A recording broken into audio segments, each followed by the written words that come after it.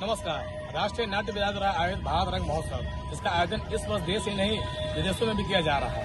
भारत की संस्कृति एवं सभ्यता को राष्ट्रीय एवं अंतर्राष्ट्रीय स्तर पर पहचान दिलाने हेतु जो प्रयास राष्ट्रीय नाट्य विद्यालय द्वारा किया जा रहा है, यह बेहद सराहनीय है और इसका थीम एक रंग एक श्रेष्ठ रंग। आज इस अवसर पर बिहार आर्ट थिएटर द्वारा आयोजित नाटक पंचम वेद का नाट्य लेख की प्रस्तुति आज अभी लोगों के समक्ष हो रहा है। पंचम वेद का लेख पूर्व रंग समाप्त हुआ, चलो अब जो कुछ सीखा है उसका अभ्यास करो। यह नवीन प्रयोग है, ठीक है, इसमें तनिक भी चूक नहीं होनी चाहिए।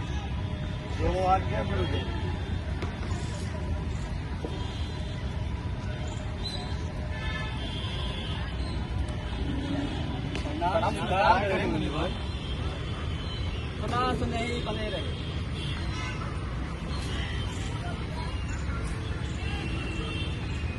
कहे ऋषिगण, किस प्रयोजन से आना होगा? हे मुनिवर, जब से आपने नाट्य शास्त्र की रचना की है तब से हमारे हृदय में एक ही प्रश्न उठ रहा है। इसी के उत्तर जाने के लिए हम आपके समक्ष आए हैं। पूछे, संकोच न करें। गुरुदेव, नाट्य शास्त्र की उत्पत्ति कैसे हुई? इसका उद्देश्य क्या है? आपने बहुत ही अच्छा प्रश्न किया है। इस प्रश्न से केवल नाटक ही नहीं, जीवन जीने का साधना भी माध्यम। त्रेता युग में जब मनुष्य लोभ और कर्म को छोड़कर धर्म और संघर्ष की ओर बढ़ रहे थे, तब इंद्र जी ने ब्रह्मा जी से प्रार्थना की कि कोई ऐसा मार्ग नहीं है जिससे मनुष्य धर्म, मोक्ष और अर्थ के मार्ग पर पूरा वापस लौट आए। लेकिन गुरुदेव, वेद तो ज्ञान के भंडार है, समझ संसार का रहस्य छुपा है उनमें। वेद स्वयं ही इस उद्देश्य के पूर्ति के लिए पर्याप्त है, फिर नया वेद क्यों? इसलिए कि समस्त जन को समझने में सहूलियत प्राप्त है।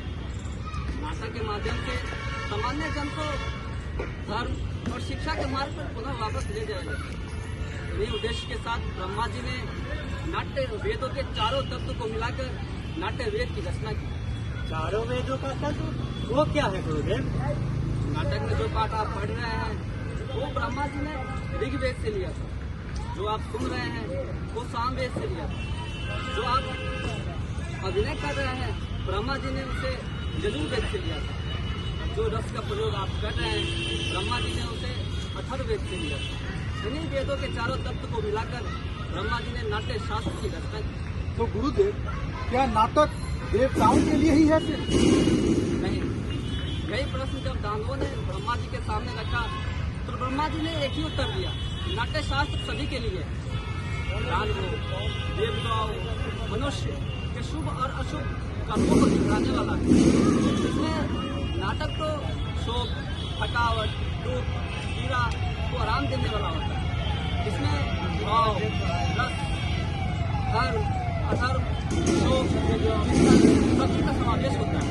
ऐसा कोई शास्त्र नहीं, ऐसा कोई धर्म नहीं जो नाटक में ना। बिल्कुल अद्भुत, समस्त सृष्टि का समावेश, लौकिक और अलौकिक भी, बहुधर्मी। और ऋषिगण, आप नाटक की कला को समावेश कह सकते हैं या फिर सभी कलाओं का उद्गम कह सकते हैं। मुनिवर, नाट्य कला तो अद्भुत कला है। ये उतना ही जरूरी है जितना जीवित रहने के लिए सांस लेना। फिर हमारा समाज इसे गंभीरता से क्यों नहीं लेता? कला धर्म को अनावश्यक, अनपेक्षित क्यों समझता है? बालक, हम कलाकार हैं, हमारा कर्म और धर्म दोनों एक जैसा है। हमें नाटक के प्रति बहुत ही जागरूक होना चाहिए, हमें सचेत करना चाहिए। जो भी प्रयोग है उसका अवसर और प्रदान कराना चाहिए। नाटक केवल कला नहीं, यह हमारा समाज का दर्पण होता है और यह मानवता को सच्चे मार्ग पर ले जाने का साधन होता है और यह निस्संदेह धरती को स्वर्ग बना देती है। निस्संदेह गुरुदेव, कला विहीन समाज तो पशुओं का समाज होता है। यही आशा और अपेक्षाओं के साथ समाज में कलाकार और कला को वह स्थान दे जो जिसके अधिकारी हैं। नाट्य शास्त्र को मैंने पंचम वेद का, पंचम वेद समस्त वेदों का भंडार। हे ऋषिगण, मेरे रंगकर्मी पुत्रों ने आपके लिए कुछ प्रस्तुति तैयार करके रखा है। चलिए चलकर उसका आनंद लेते हैं। जी मुनिवर, सदा स्नेही बने रहे।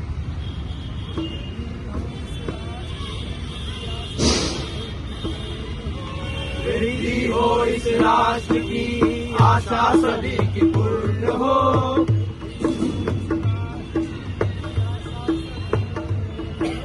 वृद्धि हो इस राष्ट्र की आशा सभी की पूर्ण हो।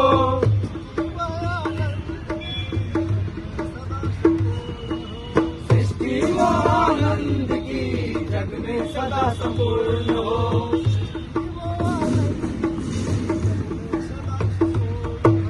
सृष्टि व आनंद की जग में सदा संपूर्ण हो।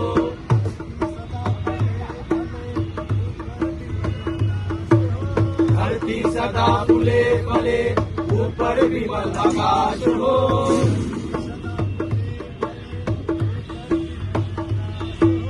धरती सदा फूले फले ऊपर विमल आकाश हो।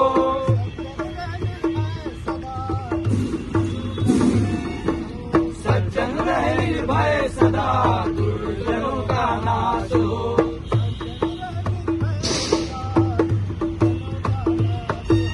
सज्जन रहे निर्भय सदा दुर्जनों का नाश हो।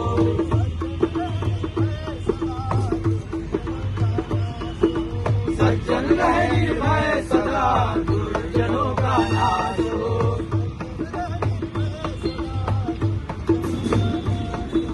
सज्जन रहे निर्भय